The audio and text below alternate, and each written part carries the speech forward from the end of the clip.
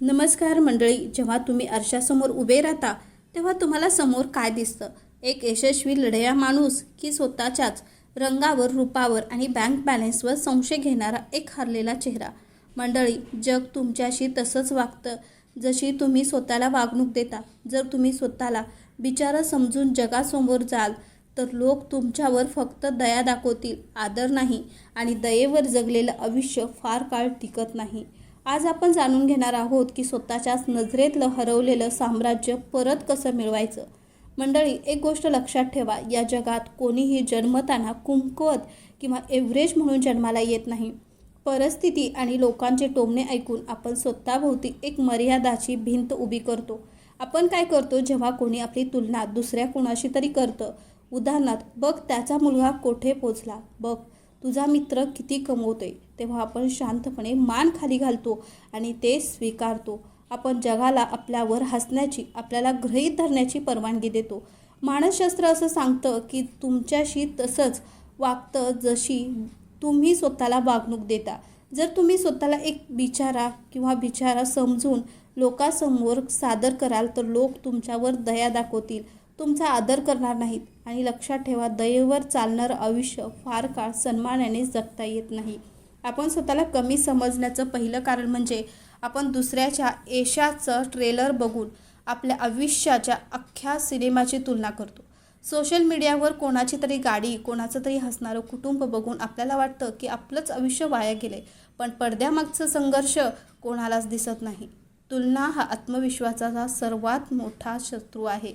सिंह कधीही विचार करत नाही की मी वाघापेक्षा वेगळा का दिसतो, किंवा गरुड कधी चिमणीशी स्पर्धा करतो का? नाही, कारण निसर्गात प्रत्येकाची ताकद वेगळी आहे. पण माणूस हा एकमेव असा प्राणी आहे जो स्वतःकडे काय आहे हे बघण्याऐवजी दुसऱ्याकडे काय नाही यावर जास्त लक्ष देतो. जेव्हा तुम्ही स्वतःची तुलना दुसऱ्याशी करता तेव्हा तुम्ही थेट देवाच्या किंवा निसर्गाच्या त्या रचनेचा अपमान करत असता, ज्याने तुम्हाला बनवले. तुमच्यासारखा अंगठ्याचा ठसा या जगात दुसऱ्या कोणाचाच नाही. निसर्गाने तुम्हाला युनिक बनवलं आहे आणि दुसऱ्यांची झेरॉक्स कॉपी बनण्याचा प्रयत्न करत आहात. विचार करा, जर एखादा हिरा चिखलात पडला तर त्याची किंमत कमी होते का? नाही, तो चिखलात असला तरी हिराच राहतो. फक्त गरज असते तो साफ करण्याची. आज तुमच्यावर अपयशाची, गरिबीची किंवा लोकांच्या टोमण्याची जो चिखल उडला आहे, त्यामुळे तुम्ही काच बनत नाही, तुम्ही हिराच आहात. फक्त स्वतःला ओळखायला शिका. मानसिक गुलामगिरीतून बाहेर पडा. आता वळूया सगळ्यात महत्त्वाच्या मुद्द्याकडे. आपण स्वतःला कमी का समजतो? कारण आपण लोकांचे अभिप्रिय हे आपले सत्य फॅक्ट म्हणून चालतो. कोणीतरी चार चौघात आपल्याला म्हटलं की तुला नीट बोलता येत नाही किंवा तुझं डोकं चालत नाही की आपण ते मनावर घेतो. आपण त्या एका वाक्याचा विचार करून वर्षानुवर्ष स्वतःला एका खोलीत बंद करून घेतो. नवीन गोष्ट करायला घाबरतो. यालाच म्हणतात मानसिक गुलामगिरी. तुम्ही तुमचा रिमोट कंट्रोल दुसऱ्याच्या हातात दिला आहे. त्याने कौतुक केलं की तुम्ही खुश होता, त्याने दुर्लक्ष केलं की तुम्ही रडायला लागता. जर तुम्हाला तुमची खरी किंमत ओळखायची असेल तर सर्वात आधी लोकांच्या या सर्टिफिकेटची गरज भासणं बंद करा. लोकांचं काम आहे बोलणं. आज जे तुमच्यावर हसत आहेत, उद्या तुमची वेळ बदलली की तेच लोक सांगतील, मला माहीत होतं हा एक दिवस नक्की काहीतरी मोठं करणार. जगाचा हा टूटपी चेहरा ओळखा. आत्मविश्वास वाढण्याचे 3 प्रॅक्टिकल नियम. आता तुम्ही म्हणाल, हे सगळं ऐकायला चांगलं वाटतं, पण प्रत्यक्ष आयुष्यात आत्मविश्वास कसा आणायचा? तर याचे 3 नियम नीट डोक्यात फिट करून घ्या. छोट्या विजयाचा उत्सव साजरा करा. आपण एकाच वेळी खूप मोठं ध्येय ठेवतो आणि ते पूर्ण झालं नाही की निराश होतो. त्याऐवजी रोजची छोटे ध्येय ठेवा.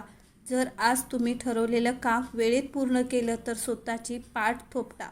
जेव्हा तुम्ही रोज छोटे छोटे विजय मिळवता तेव्हा तुमच्या मेंदूला सिग्नल मिळतो की yes I can do it. तुमची बॉडी लँग्वेज. ज्या माणसाचा आत्मविश्वास कमी असतो तो खांदे पाडून मान खाली घालून चालतो, नजर चोरून बोलतो. आजपासून हे बदला. जेव्हा तुम्ही कोणाशीही बोलता तेव्हा नजरेला नजर देऊन आय कॉन्टॅक्ट बोला. ताठ उभे राहा. तुमच्या चालण्या बोलण्याचा अंदाज तुमच्या मनातील आत्मविश्वासावर 50% पेक्षा जास्त प्रभाव पडतो. नाही म्हणायला शिका. होय, प्रत्येकाला खुश करण्याचा ठेका तुम्ही घेतलेला नाही. जेव्हा तुम्ही प्रत्येकाच्या प्रत्येक कामाला हो म्हणता, तेव्हा तुमची स्वतःचीच कामं मागे पडतात आणि जेव्हा तुमची स्वतःची प्रगती थांबते, तेव्हा तुमचा आत्मविश्वास ढासळतो. स्वतःच्या वेळेला आणि कामाला प्राधान्य द्या. कृती हे सर्व शंकावरचे औषध.